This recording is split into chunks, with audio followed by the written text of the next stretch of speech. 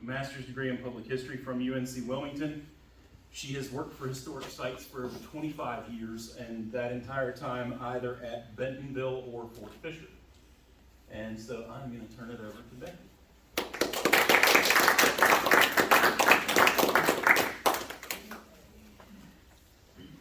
Good afternoon. So I'm going to be talking about the letters from Sidney Stockbridge. Sidney Stockbridge was a clerk in the paymaster's office on the USS Pawtuxet. And we kind of stumbled into these letters actually at Fort Fisher. A descendant of Sidney Stockbridge reached out to us and said, hey, I got letters from my great uncle. Would you be interested in looking at them? I'm like, yeah, sure. He sends me the original letters. There is a total of 27 letters in this collection, written from probably December of 1864 to December of 1865. So 25 of them are during the war and 2 are post-war. So we were able to transcribe all the letters.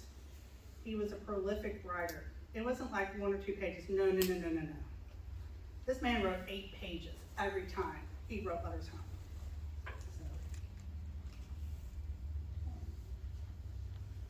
So, USS Pawtuxet, built in the Portsmouth Navy Yard, launched on March 19, 1864. She was commissioned on August 26, 1864. She had an armament of 2 100-pound Parrott rifles, 4 9-inch Dahlgren smoothbores, and 2 20-pound Parrott rifles. And and 2 more 24-pound howitzers. Following the commissioning of the Pawtuxet, she was ordered to the Grand Banks to join in the quest for following the Confederate raider Tallahassee. But before she could get underway, the Tallahassee had returned safely to Wilmington. Pawtuxet was then ordered south to join the North Atlantic Blockading Squadron, joining the 3rd Division in October, and she was ordered to cruise off the Carolina coast, primarily between Cape Lookout and Cape Fear. And she was in both battles of Fort Fisher and the assault up the Cape Fear River to capture Fort Anderson and Wilmington. And then she shifted to the Virginia coast in March and April and was there for the capture of Richmond. She was decommissioned in New York on June 15, 1865 and sold on October 15, 1867. And this is Mr. Stockbridge. And he also sent me this 8x10 tintype of him in the mail as well. And this is the tintype. So we had a really good working relationship with the family to transcribe these letters, and part of the agreement was we would transcribe the letters because they would pull out the original letters and read them in the original envelopes and everything. So we're like, hey, we'll transcribe them as part of the loan agreement. And that's what we did. But Sidney was born in Ellsworth, Maine on September 26, 1841. The 1860 census has him as a clerk by occupation. He does show up on the 1863 draft, but is not drafted into the military. In his letters, he is constantly talking about the draft and who hasn't been drafted. We're thinking this is a political appointment to go on to Pawtuxet, because he's not on the rendezvous records, he doesn't get a pension, nothing like that. So we're thinking he's a civilian clerk on the Pawtuxet. He is a prolific writer. And like I said, there was 27 wartime era letters and 2 post-war, so actually 29 letters. Most were to his mother or to his younger sister, Georgie. He does write to his brother, Frank, and to his sister, Mary. He was a teetotaler. In one of his letters, he writes, 4 of 5 of my messmates damn queer that I should be in the service and not drink. My messmates that had not drank for 4 months had to drink again. Pity for him. January 12th, they count on my drinking before I am on this ship for 6 months. I'm gonna bet a $5 if they'll take me up on it. And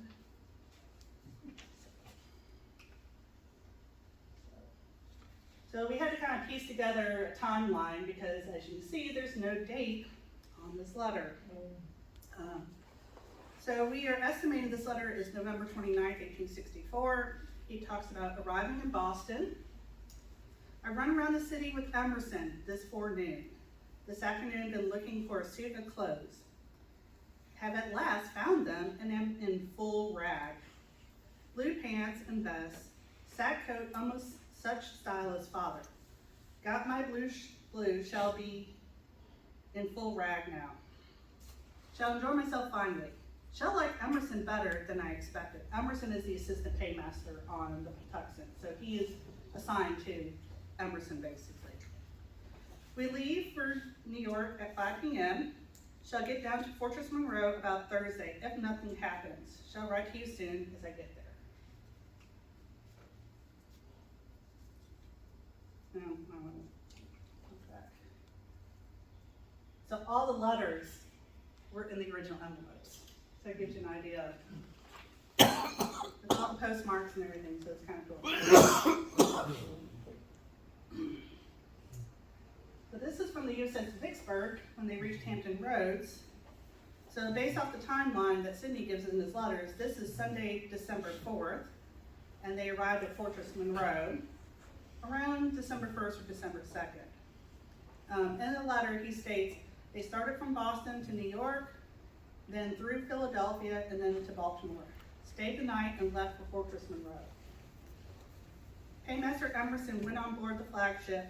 When he came back, found that, quote, our ship, the USS Pawtuxet, was down to Wilmington on the outside blockade. Got orders to take the first vessel for that place. Went over to the city of Norfolk and expected to take a steamer, but there was none to go down. So the paymaster went over to the Navy Yard and found the USS Vicksburg. Would start for there at 12. Had to come back to Fortress Monroe to report for orders. As it is Sunday, don't expect to get started for our ship till Monday morning, and it shall take 2 days to get there. Why was Vicksburg in quotes? It's a U.S. vessel. That's how it's on the letter. Okay. You couldn't italicize back You can italicize back then, and if you notice, he has the Pawtuxet. These are orders for Emerson to report to the Pawtuxet, and as you can see, that's in quotes. They have italicized back then. Yeah. So this also helps us figure out the timeline of events for the earlier letters. Emerson acknowledges his orders to report to the USS Pawtuxet at his home in Orland, Maine on November 24th, 1864. Porter orders all the double-enders to Beaufort on November 20th.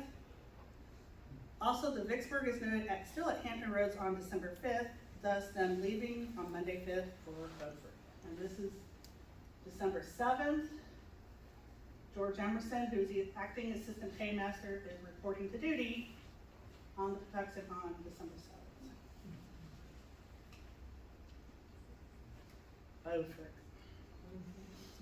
This is Stockbridge's impression of Beaufort. Beaufort is a small place like the Falls where there is more rum sold than anything else. We also get our stores here.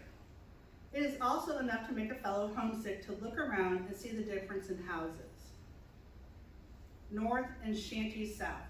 They are the such style that you find up the lane. The soldiers' huts are made of splints, and all the chimneys are made on the outside of the shanties. In fact, all the houses, they are made on the outside. So he's talking about the differences between north and south.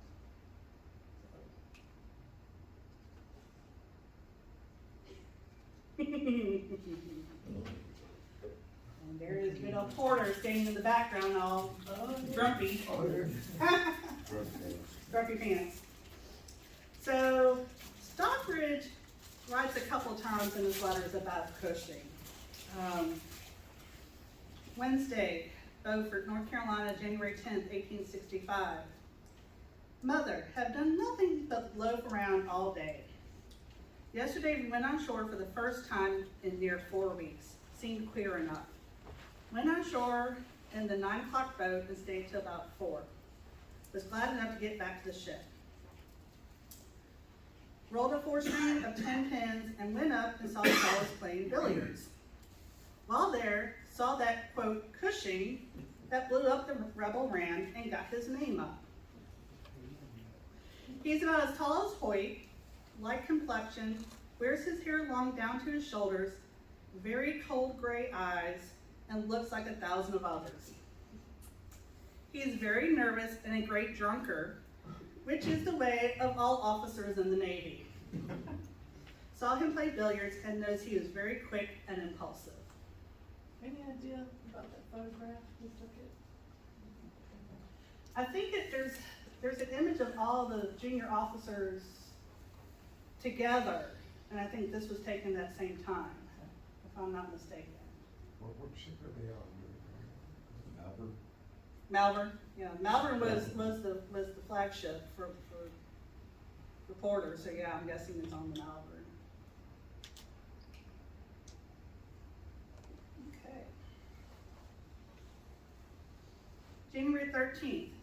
At 4 was on deck listening for the bombardment. Heard a gun now and then.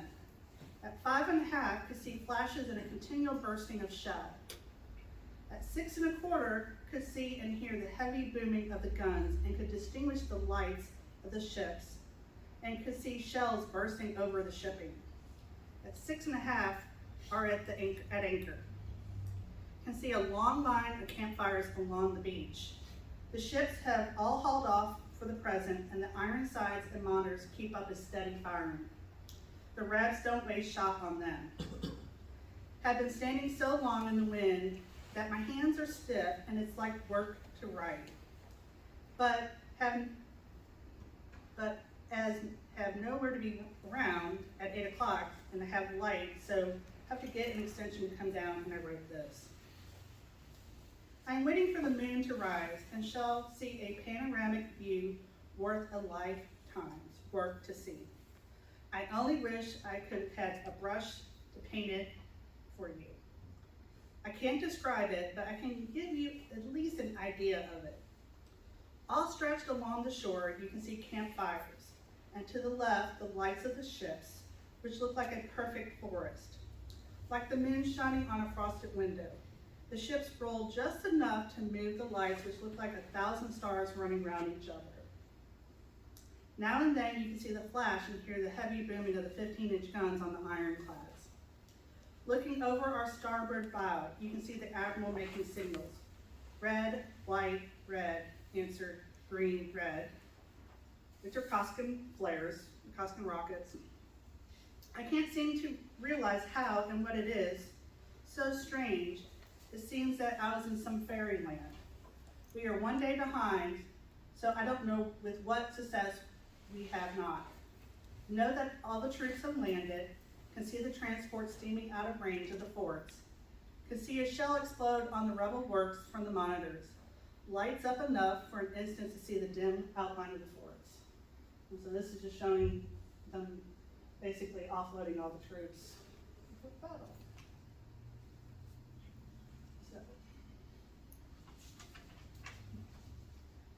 The arrow is showing you where the Pawtuxet is at the line of battle here. They're in the first line. So they are stuck between the Pawtuxet and the Seneca. We are within range of the guns at Fort Fisher. 4 or 5 shots came across our bow, but we have not fired a gun as of yet. Expect tomorrow to go in. We are going in without orders from the Admiral, and he saw us and ordered us back. Didn't fancy that at all. We got a fighting commander on the Pawtuxet. The monitors and Ironsides, Brooklyn, and about 6 or 8 gunboats have been firing all afternoon. Had the paymaster's glasses and could see those 15-inch shells strike the fort, throwing up clouds of sand. Saw 3 guns dismounted. The troops are all landed and expect we will commence a bombardment after it gets up. As we are all in fight down here, and you must read fighting talks.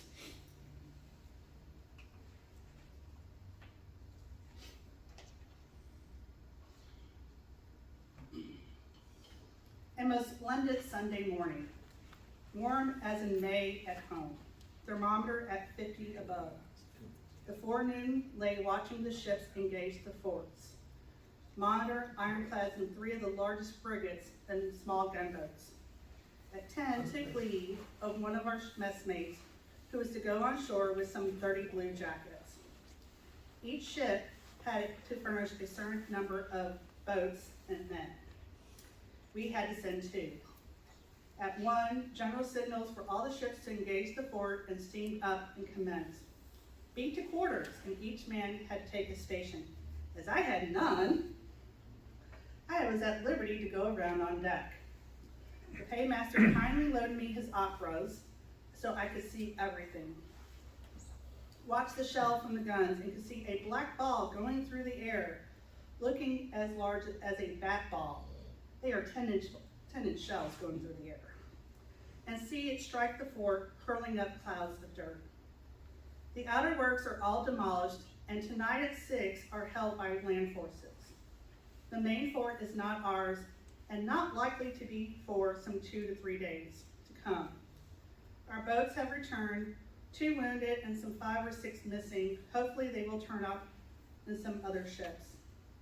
Although I am sure some have gone to their final resting place, saw them charge the rebel outer works, and saw them fall back to the main fort when rebels opened grape on them. I am as deaf as can be. Anyone talking I can't hear.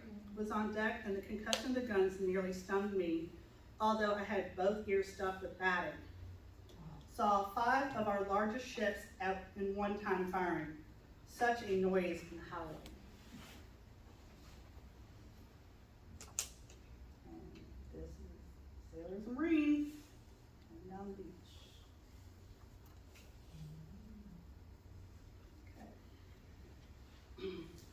So within Stockbridge's letters, he actually draws little illustrations and stuff. Well, this is one of his illustrations. Not something Caroline did in first grade? Yeah. So this is supposed to represent the fort. This is the line where they're all at. Okay, so, you know, they're all kind of zigzaggy there. The iron sides and monitors lay, and we lay and anchored close together, or in other words, I will draw you with marks of how we lay, only 2 or 3. So you can get in sight in what we call a line of battle. We are within talking distance of each other, and he inserted this sketch in his letters. The long scratch is the fort. The marks with the S are ships, and you will see that we come to lap each ship, and so we have a chance to go in. There are some 30 ships in all classes that fired on the forts. There are some 3 or 4 works to take, and all is I can hope we will take them. They are still firing, and the troops are fighting and assaulting the Fort Fisher. There is what is called the mound. We shot away the flagstaff, but at 5 this afternoon, they got another one up. All I can hear is the whizzing of shell, and my head rings, so I am half out of my wits. It is the most grand, sublime scene I ever could think of seeing.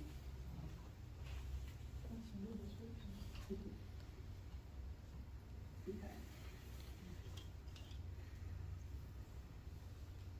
Was up on deck till 10 with the paymaster, or about that time, looking at the iron sides and frigates fire. Could see nothing but one continual flash. Got tired and sleepy and left the paymaster and was thinking of home and the difference between your Sunday and mine, and was wondering what you had been doing when I noticed that the firing ceased and did not hear a gun for nearly a half an hour. When I hear a cheer and I did not rush out of my bunk of mine, just the same as when I used to run for a fire. Jumped into my boots and grabbed my vest and raincoat. While doing so, heard a cheer from the iron sides. She was next to us and carried some 400 men. So you can imagine they made some noise. I knew that Fort Fisher was done. I can't describe my feelings, and I can hardly give you an idea of the magnificence of the sight. There were some 60 ships and tugs, and from 50 men to 500, they were all cheering. Steamers blowing whistles of all noises, every ship sent up rockets, burned red, white, and blue, lights in fact of all colors. The moonlight and the scene was truly splendid. Never witnessed anything like it. After it got quiet, all the officers on our ship sang "Down with the Traitor, Up with the Star," and was done in shape note, which is shape note's a type of singing. After we got done through with the Ironsides gave us 3 big cheers. When we went below to talk and wonder how many were killed, how many were prisoners, if I had been in the habit of getting drunk, should have got most glorious drunk, but he didn't. Today, our boat went ashore twice. All of steerage have got a Rebel rifle, albeit in trophies of Fort Fisher. I've got some rifles in my office to look at. Tell Frank I will bring it home to him. I've got 1 or 2 of their shot and bullet.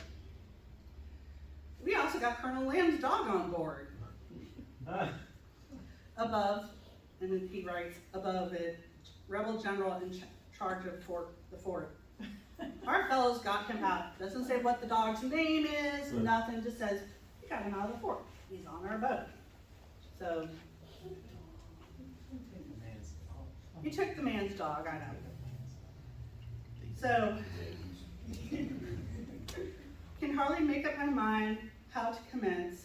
I have only written you of joyous parts, but today, for the first time, saw after a battle, God spared me from seeing a similar sight. Left our ship after dinner and proceeded to Fort Buchanan, which is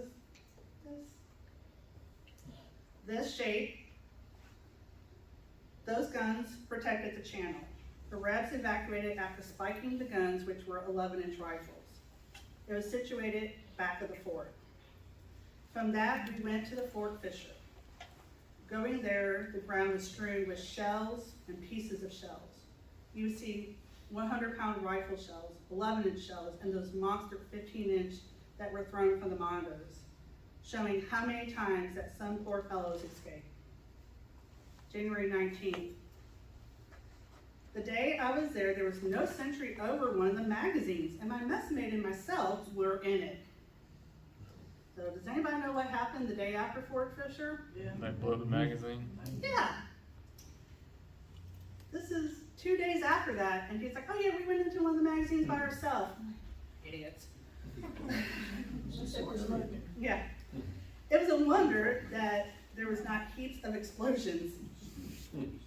In Battery Buchanan, there was ammunition enough to last 10 years. The Rebs say themselves it was one vast magazine covered with earth. It had 4 guns, 11-inch Brooks, and they were splendid pieces. It was there that we got some 800 prisoners. They retreated to that after they got drove out of Fort Fisher, but finding that the guns were spiked and no use, and our gunboats were shelling them, they could not get back to Fort Fisher, so they had to surrender.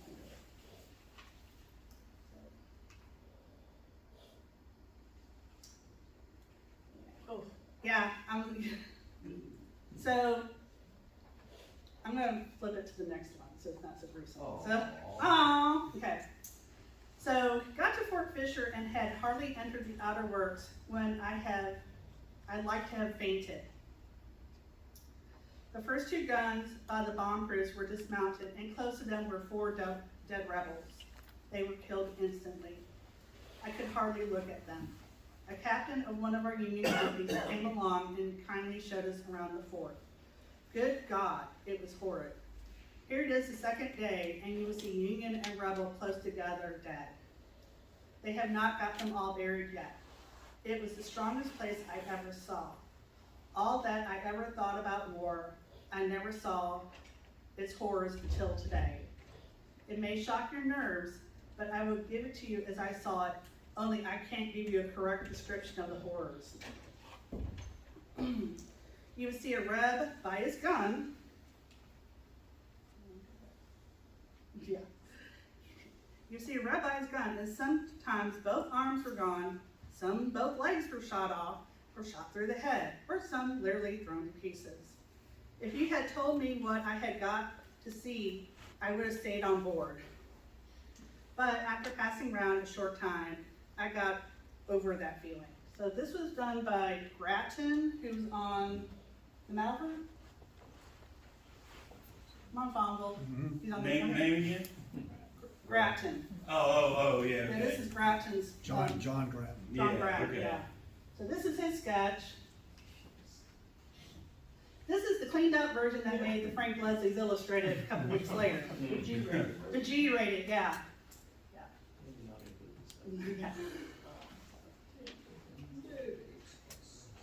Ready to put the devil back together. How does it turn? How does that look? Okay. We'll only draw you a small scale, but you will get an insight and it will show you how it looks to us from the fleet. The round dots are guns and the big mounds are bomb proofs. You must imagine about it as much as I can draw it and you will get the idea. Those marked BP here is where the Rebs stayed when we bombarded them. They were some 15 feet thick, so our shell done no harm, only to those at the guns. I would give you 6 of those bomb proofs, but the fort went back to the left with the paper. You will only see that there are 6 of those bomb proofs while the fort had 15. I have only given the front of the works. Where you see a D mark is where we dismounted the guns on the work. The mound was about 100 feet in height and had one 9-inch rifle and one 11-inch. They were spiked and covered with blood when a shell from a mortar exploded.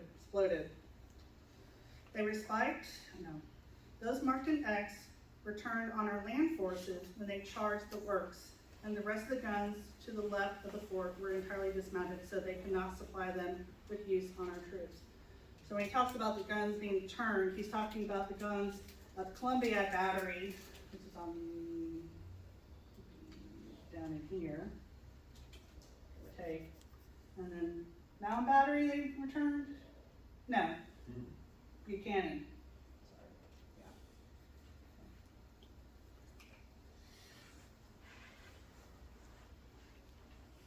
So, we've got some relics of the stronghold, like you mentioned, a rifle, some grave shot. Colonel Lamb's signature, for which I send you, who commanded the fort, and who said he would go down with the fort, and whose words proved true as he was mortally wounded. Nah, he wasn't mortally wounded. He was wounded pretty bad. Major Whiting, was General Whiting, was not a fighting man, but an engineer. Such works were not in any places such as this. So this is Stockbridge's handwriting here. Okay. And this is probably cut out in one of the daily books. And I apologize if it's not really, it's hard to see this, but Colonel Lamb, commanding. Okay. Yep. And this is June 6, 1864. Looks like it. It does in 84. Don't argue with your mother. And this is when I wish Hampton was still here because I'm talking about the Tacony going up.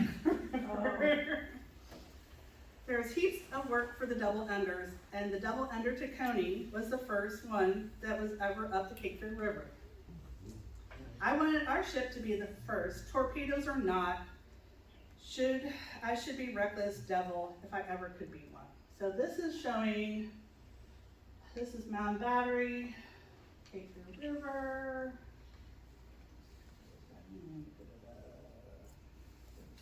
Okay, I'm sorry, this is Mound Battery. That's Buchanan down here. Just kind of give you an idea. Yeah. Not the best, it's Frank Leslie's, February 18th, 1865. So, the visitor center somewhere in there, Showing the fleet on the river versus the fleet on the sea. Yeah. So, January 18th, today all boats have been taken prisoners to the transports to take north. There were some 3,000 in all. They are all dressed anyhow and are hard-looking fellows. Some with straw hats, some with caps, and their pants and coats are all colors. Have been fishing for torpedoes. Here comes Cushing again. Cushing of the Albemarle, thank you, commanded Fort Caswell. It is some 11 miles from Fort Fisher. And when they saw that Fort Fisher had surrendered, they spiked their guns and left. Caswell is a brick fort built by the U.S. government long ago. It was no use for them to stay there for when they would only be captured, and they concluded to leave. We can lay a brick fort level with the ground. And that was true. You know, with the advancement in technology with guns, they could lay a brick fort to the ground, AKA, look at Charleston. So, we also burned the barracks and gun carriages in a battery up the Cape Fear some 2 miles. The boats have to go on picket nights. Well, I think it is the biggest thing and most useful to us is what they call picket launch number 6.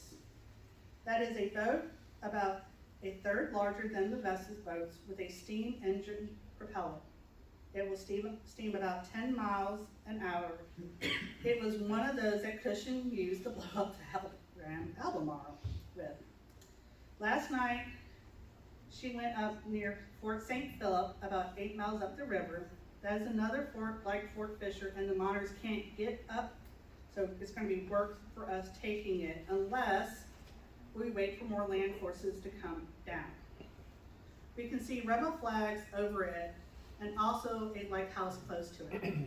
We can also see flags of truce on some of the houses, which are sheets stuck on top of the houses. They were afraid that our gunboats would shell them, so they got on the safe side. The white flag protects them the same as the stars and stripes floated there. January 22nd, there was a deserter that came down last night and told us that there was a big passel of boats coming down from Wilmington to board us. So at 9 last night, the devil was to pay. Guns loaded with grape and canisters, revolvers, rifles, and cutlasses given out to all hands. Yet at 9:30, I turned in and dreamed of home. So you need not to worry about me being much frightened. We were the 4th double-ender up the Cape Fear River, and I shall hope we would be the first into Wilmington.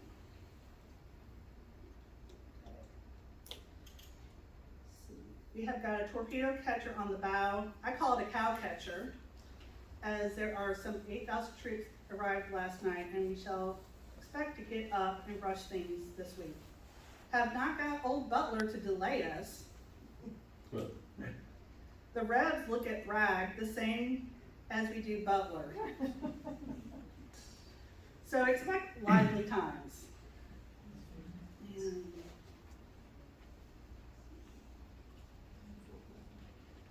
So he has no idea that Butler is gone, does he?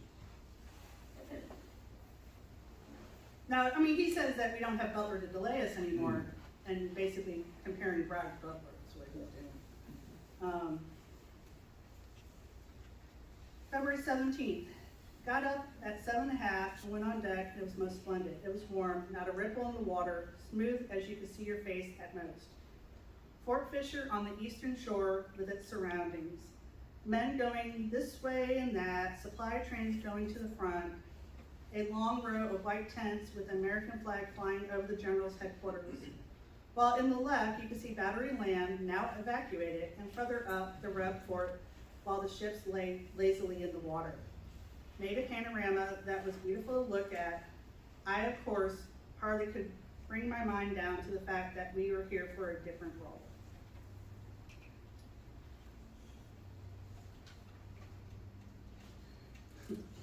Those devilish things, torpedoes. I think you started to draw it. Yeah, he, looks like a little dolphin. It looks like an Yeah. orca trying to, attack It's him. not a photograph, the likeness. It looks like that potato you found in the on the way to lunch. I love my peanut gallery over here. Great peanut. We shall have to go by inch and fish for torpedoes. Saw lots of them on the shore, shape of them, insert the sketch. They are made of wood canvas all around them and hold about 3/4 of a barrel of powder. There were piles of them, and at Fort Buchanan, there were some dozen tunnels that go into the magazine.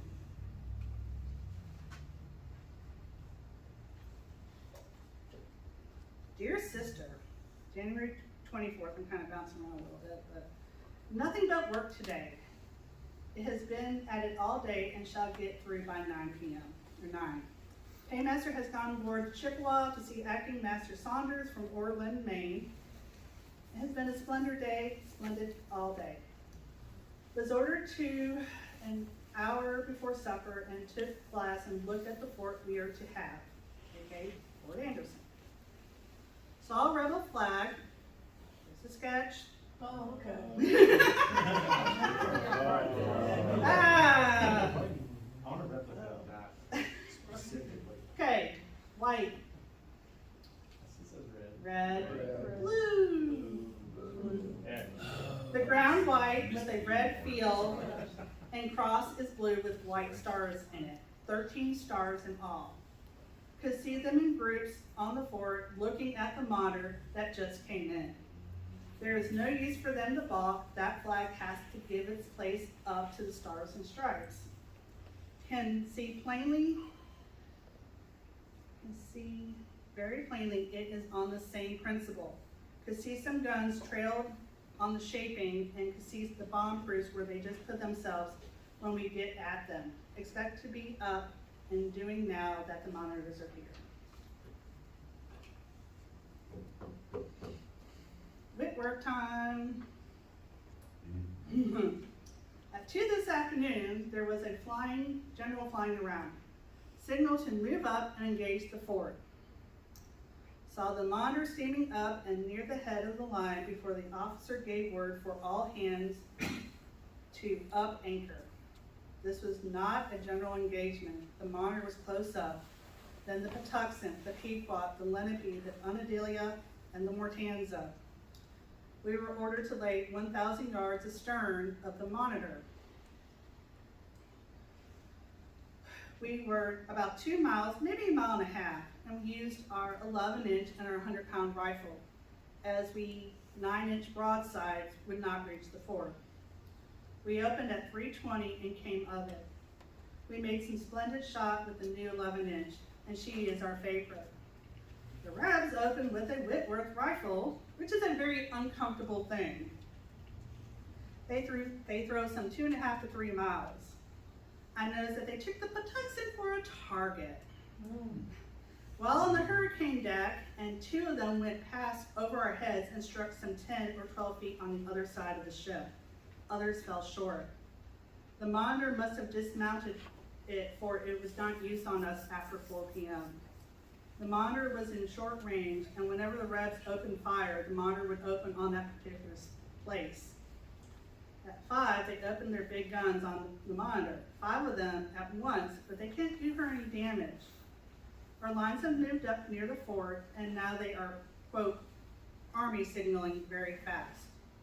There are 2 Army officers on board the flagship, and everything unknown by telegraph. It is strange to me as it would be to learn telegraph. Just think, sister, one person on shore, the other so far that they can't see the light, yet they know what each other say.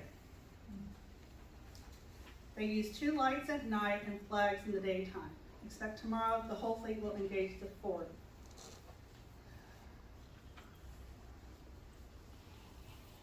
We have hauled off for now, but tomorrow shall be near enough to use our 4 9-inch and our 11-inch and 100-pound rifle. There are some 5,000 troops, and by Sunday, the fort will be ours at least, or what's left of it. Must close this for the day. It is a big letter. Love to all. Hope we shall come out victorious and without losing any men.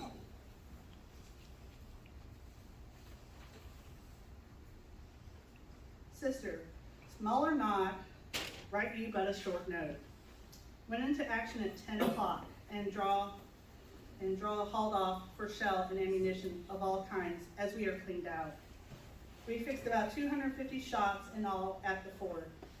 We did not wake up the Rebs till about noon when they opened up on the Mackinac and some other ships that were on the extreme right of the line. There was also a battery open on us from the eastern side. The Rebs have not killed anyone on the ships that I know of. One of our own shell killed, from the Shamook, killed 1 and 2 on the Chippewa. The Shamook, probably butchering that, I'm sorry, was firing over the last named ship when the shell prematurely exploded, and one of our own shell done the same. Harvey left the rifle, but we got in a position so that no other ship was in our range. We fired 15-second shell at Fort Anderson, while at Fort Fisher we used 10-second shell. Tomorrow we are to go nearer, and every shot will tell. It is safe range at a long one. The Monitor, the Double Embers, the Sassacus, the Mackinac, the Lenape, and the Nyack, and one or two others are still bombarding. Land forces are closing upon the fort, but at a short distance. Have been signaling the progress as fast as they get up, and expect to go start for next night. That is the surrender of the fort and our further advance on Wilmington. And the master's mates all have gone after shell and will be up all night. So by tomorrow, at about 8:30, we shall see the signal and take our position to open on the fort. Our new 11-inch gun is a splendid gun. Mr. Winchester, acting ensign, has made some splendid shots with her, and tomorrow will be better. I am as deaf as I can be, and it will be 2 or 3 days before I can hear anything. The past day I've had my ears full of cotton, but it did not stop to hurt anything. I am thundering tired. I can't write anymore. Love to all, Sidney Stockbridge. And then over the script of the letter, it reads, Sunday, the fort is ours. Don't know whether it's surrendered or not. The American flag floats over it this morning. Lee Anderson.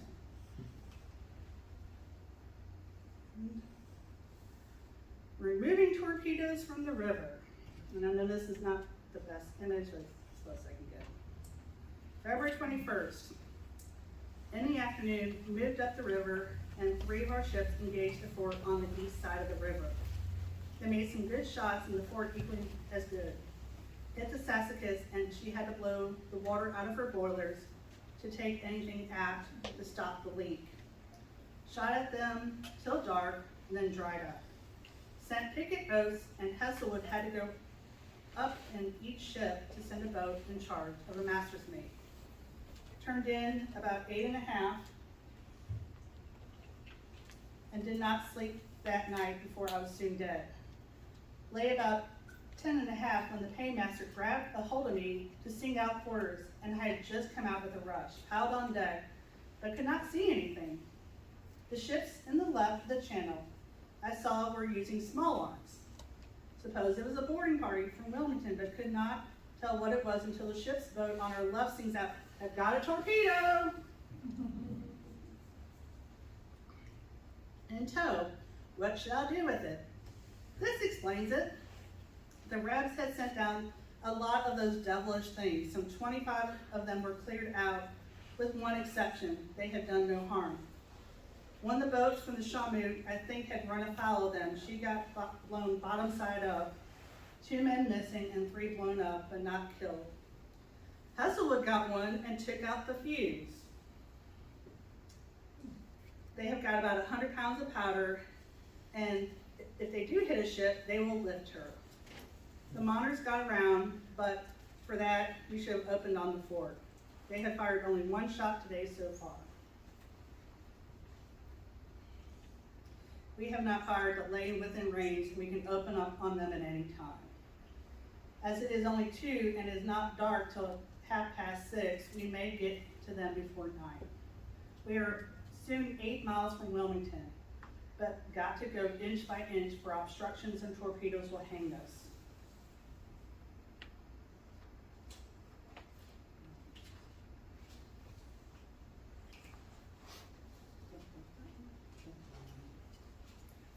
February 22nd, Wilmington. Dear sister, I can't hardly control myself to write. Tonight we are laying at the wharf at Wilmington. Just think, I am out of my head for New York. It is almost too dark to get a good view. But as there will be mail sent north, and I will write then. We have Fraz some 5 1/4s. Some 5s. 1/4 all evacuated. Their guns all have to leave them when the Army got into their rear. Our troops are in Wilmington. The General's flagship, and Porter's flagship are a short way above us. We hear that D.D. Porter goes north, and if that is the case, our captain is senior and our ship will be the flagship. Hope is so far we shall lay here some 5 or 6 months. 3 double unders went out of Wilmington and have gone up the James River. I hope we shall stay. I do not want to go north at present. As it is Washington's birthday, each ship fired a salute of 35 guns, dressed in colors all around, and then to do the whole thing up. We are now in Wilmington and the mail has just come in. It looks like Bangor as I looked up upon the steeples, mills, houses, and railroad stations. So after the capture of Wilmington, the Pawtuxet goes up the James River. He writes another series of letters, which I created into a PowerPoint, and then with the capture of Richmond. And then after the capture of Richmond, he writes about prisoners being exchanged at Fort McHenry, and then when they're in New York in June of '65. Any questions? 2. Does he ever write about being seasick or adapting to ship life? Yes. Okay. He talks about when they're on the James River having to take quinine. Oh. Okay. He didn't want to drink, but he'll take the quinine. The second question, how can a researcher see these letters? I have scans of them, Okay. Have you, and you transcribed them, but they're not, but the letters are back in the private collection. okay. Yeah. But your digital transcriptions, are they like on a PDF or something? I can make them a PDF. Yeah. they're on my computer at work right now. $20 it would probably. Well, I was Becky, gonna say, or if I brought them- how did they know that was Colonel Lamb's dog? I don't know. I don't know, but I think it's a funny story. It's a great story. It's a great story. You know, Another like, hey, dog we got story. Colonel Lamb's dog on It's a board. dog story. Did he ever talk about paying anybody? Paying anybody? No. Paymaster. He's a clerk in the paymaster. He's a clerk in the paymaster's office. No, actually, so recently by looking at the muster rolls that have been digitized online through National Archives, I was going through the muster rolls for the Pawtuxet, and I'm like looking at the handwriting, like, the hell? He's the one filling out the muster rolls for March of '65 because I recognize the handwriting, but Emerson signs off on it. So, you know, the peanut gallery over here doesn't have any comments. Pretty good. You mentioned that he got Colonel Lamb's signature. Yes.